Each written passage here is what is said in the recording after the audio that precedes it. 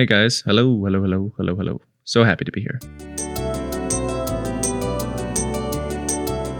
2019 is the year of NMO. That's what was said by Natalia Rost, the chair of the American Academy of Neurology's scientific committee for this past year's annual meeting. This was in the context of three major clinical trials for NMO spectrum disorder treatment strategies. Eculizumab, the anti-CD19 antibody, which was studied in the N-Momentum trial, kind of a clever name actually. Satralizumab, an anti-IL-6 receptor antibody that was studied in the Sakura Sky and the Sakura Star trials, and then eculizumab. And as we just discussed on the show when talking about the treatment strategies for myasthenia gravis, eculizumab is a monoclonal antibody that's directed against complement protein 5, or C5, prohibiting its cleavage into active subunits C5a and C5b, which are responsible for the membrane attack complex. But why would eculizumab work in NMO? Isn't NMO a predominantly B-cell mediated disease, you're thinking? A reason why drugs like rituximab and eculizumab have been effective in reducing relapses. Well, in 2002, basic science researchers observed complement deposition in spinal cord lesions of patients with NMO, and shortly thereafter, in 2004, Lennon and colleagues found the highly specific antibody to Aqp4 channels in central nervous system astrocytes, supporting the B-cell hypothesis. As many as 3/4 of all patients with NMO harbor those particular antibodies. But also important is that such antibody-mediated activity also induces complement fixation, and it triggers the demyelinating event. So, this week on the BrainWaves podcast, in our Quanta series, kind of discussing high-yield clinical content in very brief, short segments, we'll be talking about the PREVENT trial. I'm Jim Siegler. Don't go anywhere. So, eculizumab for NMO. In one of the first clinical trials assessing the safety and efficacy of eculizumab in NMO spectrum disorders, Pittock and colleagues at the Mayo Clinic recruited adult patients at two centers in an open-label, single-arm investigation of the study drug. 14 middle-aged women with at least 2 attacks in the preceding 6 months or 3 attacks in the prior year were treated with eculizumab, and they were followed for 1 year after initiation. 7 of these patients had either relapsed through therapies like rituximab, azathioprine, or mycophenolate mofetil, or the patients couldn't tolerate them. So they had pretty aggressive disease. Although this was just a pilot study, there was no comparator arm with any other treatment and no placebo arm. What the investigators found was completely shocking. The average number of attacks fell from about 3 per year before treatment with eculizumab to 0 per year during the treatment. And not only did the attack rate plummet with eculizumab, but no patients showed any deterioration in functional status, and half of the included patients actually showed improvement in their previous disability. And in the year following trial discontinuation and study drug discontinuation, 5 of the included patients experienced at least 1 relapse of their NMO. From a safety perspective, the eculizumab infusions were pretty well tolerated. Eculizumab was dosed at 600 mg IV each week for 4 weeks, followed by 900 mg IV on week 5, and then 900 mg every 2 weeks until the end of the year. Headache was the most common adverse event, with 75% of patients reporting at least 1 headache during the interventional study, and many patients reported recurrent headaches. Nausea, dizziness, diarrhea, and upper respiratory infections were also common, and 1 patient developed an aseptic meningitis and meningococcal sepsis, and this despite the fact that all patients had received the meningococcal vaccine prior to study drug initiation. So it can't be stressed enough that patients be immunocompetent, or at least off their B-cell depleting therapies for several months, and then to be vaccinated for the meningococcus prior to starting eculizumab. It was in the context of these positive preliminary findings that the PREVENT trial was launched the following year. The same investigators from that eculizumab pilot study at Mayo Clinic, they've now randomized 143 patients with Aqp4 antibody-associated NMO in a 2-to-1 ratio to either eculizumab or a placebo infusion. Unlike in the pilot study, where patients did not continue their immunosuppressive regimen, patients were permitted to continue their prior immunomodulatory therapies, meaning about 1/3 of patients were continued on azathioprine, 20% were on prednisone, 17% on MMF, and about 1/4 of patients were on no concurrent immunotherapy. 1/3 of the included patients had been on rituximab previously, but this was not continued.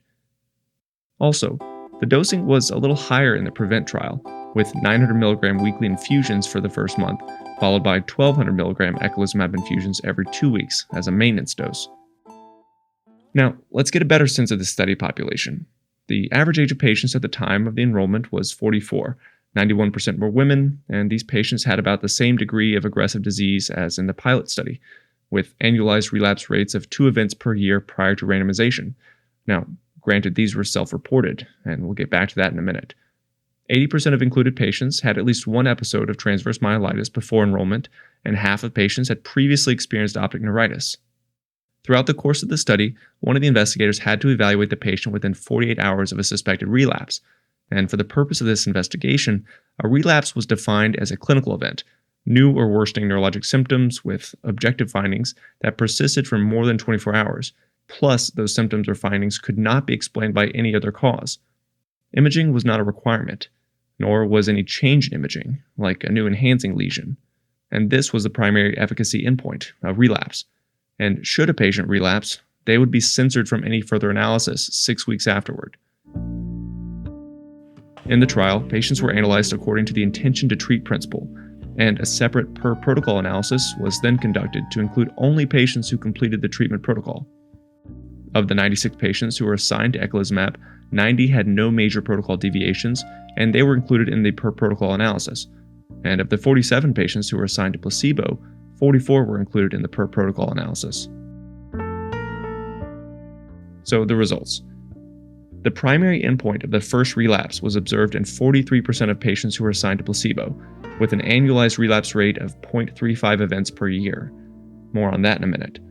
But compare this to the eculizumab arm, in which a relapse event was only observed in 3% of those patients, and the annualized relapse event rate was 0.02 events per year, a significant 94% reduction in the risk of relapse with treatment. So extremely exciting data. And to better help me understand it, I had Dr. Olga Tone join me in Studio 3 to help navigate us through the data. Olga, thanks for joining us. Thank you for having me. It's great to be back. And maybe also help me babysit. Don't be distracted by baby Sophia in my arms. I will try not to, but this is hard. She doesn't make it easy. Look at her baby feet. I apologize in advance for all the baby sounds that you're going to hear moving forward. I tried my best to get rid of them. No, leave our noises on the background. Then you can say that there was a baby Sophia in the background and people are going to love it. That's not part of the way we talk.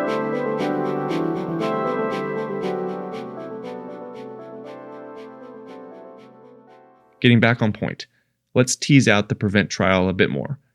First, let's think more about how patients could have continued their prior immunomodulatory therapies, which is what 109 of the 143 patients did.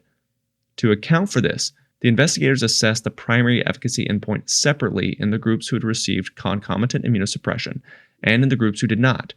If you have the paper in front of you, you can see these subgroup analyses in the Kaplan-Meier curves. By 12 weeks after randomization, there's already an impressive divergence in the proportion of patients who began to experience relapses, with eculizumab-treated patients being almost entirely free of relapse events. Now, you should take these curves with a grain of salt because the study permitted continuous follow-up only up until the first relapse event. So some patients were followed for as many as 4 years, and some were only followed for 4 months.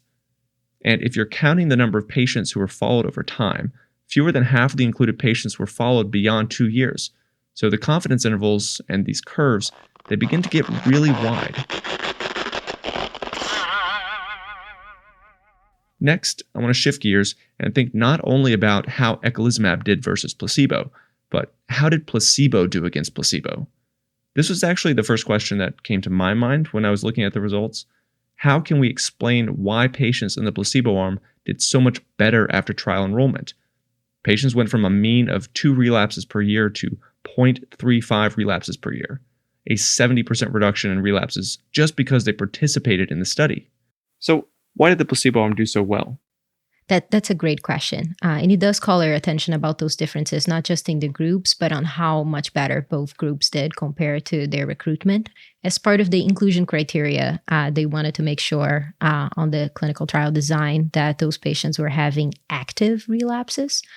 But then during the trial, you could see that relapse rate was actually much lower, not just for the eculizumab group, which had only 3 relapses, but also it was much lower for the placebo group. And a couple of things that I think that might have played a role was, one, that they had changed throughout the trial the criteria for relapses to be analyzed by an adjudication committee. And they wanted to basically... It was this adjudication committee that verified or validated which clinical events that occurred in the trial were true relapsing events, and which events were not. Relapses, all of those events were analyzed by this committee, which basically included 2 neurologists and 1 neuro-ophthalmologist. And with that being part of the clinical trial, they actually excluded a large number of events that were previously considered to be relapses. Now, the major reason for them to exclude those relapses from being actual relapses was that they didn't consider that there was enough change on the physical exam. So the majority of those... So many of the events that occurred during the trial, which might have been coded as relapses, they were really just pseudoflares or recrudescences of prior NMO symptoms. And maybe that more specific definition of what constitutes a flare wasn't applied as seriously to the patient's self-reported flares prior to enrollment. And this could have artificially inflated those pre-enrollment flare event rates, and maybe even the severity of the pre-admission disease. Why didn't they use the same specificity when assessing those pre-enrollment event rates? Right, and that would have probably accounted for this big difference between the higher rate of relapse. I'm not sure.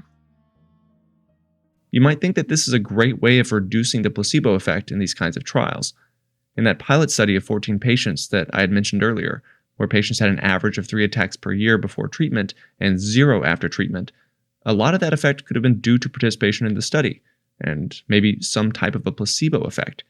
But for the purposes of PREVENT, patient events were independently adjudicated as exacerbations or pseudo-exacerbations.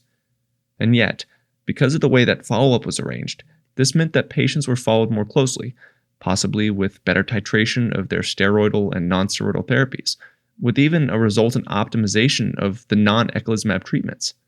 Or maybe, and I want to credit my friend Jesse Tone on this, maybe the patients who wanted to enroll in this kind of trial came to the attention of researchers only because of a recent relapse. Therefore, the trial pre-selected patients who were more likely to have recently relapsed or broken through their prior therapies, but maybe these patients didn't have as many relapses 2 or 3 years ago.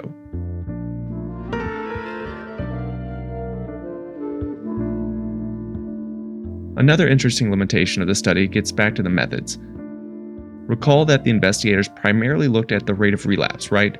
Once a relapse event occurred, patients were only followed for another 6 weeks, and that's it. They were censored from further analysis, and the last observation was carried forward. This means that the disability of patient A at 3 years could have been compared against the disability of patient B at 6 months, so not quite apples to apples. I asked Dr. Tone about this too. What do you make of the functional outcomes on how the investigators conducted the last observation carried forward analysis plan? Right.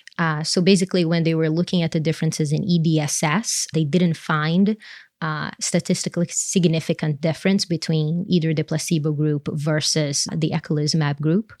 And it is possible that they just didn't follow those patients long enough, right? So we have to remember that the primary outcome, the primary endpoint was the time to relapse. And once those patients relapsed, they were continued to be followed for 6 weeks, and then they were considered out of the trial. They were offered to have joined the open label extension, but their assessments, their physical exam was no longer counting into at least this portion of the phase 3 trial. So it, unfortunately, with doing that, and as a limitation of the clinical trial design, we missed the opportunity of seeing what's going to be the changes in disability. And we're really only putting into account the disability that is going to be acquired with that one event, but not forward.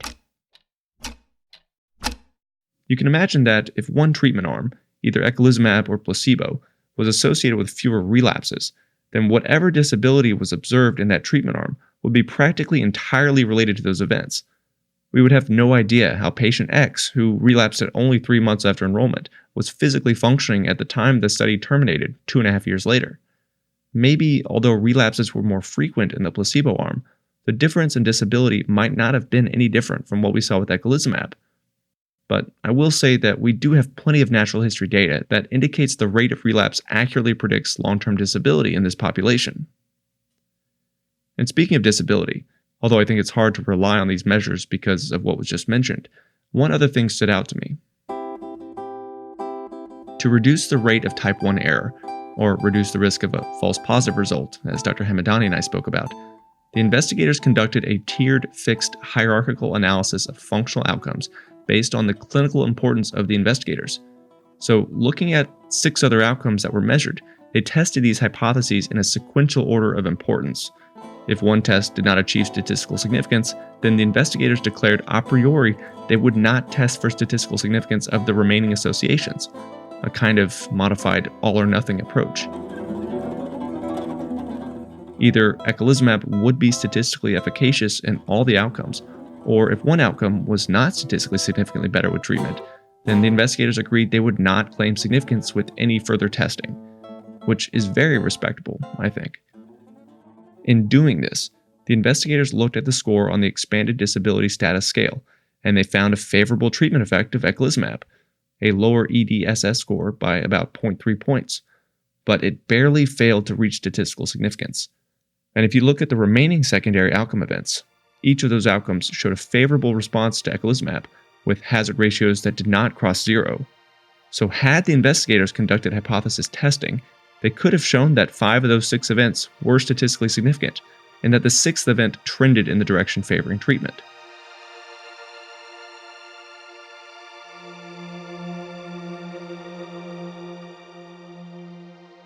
Despite these limitations, the trial was quite positive in demonstrating efficacy of eculizumab for adults with Aqp4 antibody-associated NMO spectrum disorder. The data are what the data are. I think this trial also marks a very exciting point for neuromyelitis optica. And while we had therapies including rituximab, azathioprine, MMF, this is the first medication for neuromyelitis optica to be approved both by the FDA and now the EMA. Yep. It was on June 27, 2019 that eculizumab was fast-tracked through the FDA approval process and now has become the first and the only approved therapy for the treatment of NMO spectrum disorder in the US and in Europe. But before we wrap up, I just want to mention that there are a lot of other considerations to keep in mind with eculizumab, which unfortunately we just didn't have time for in today's program. Vaccination against a meningococcal infection. Another point is the cost of the medication, somewhere in the order of $500,000. You will be highly dependent on insurance approval. The rate of infusions might also be an issue, so that imposes another difficulty as well.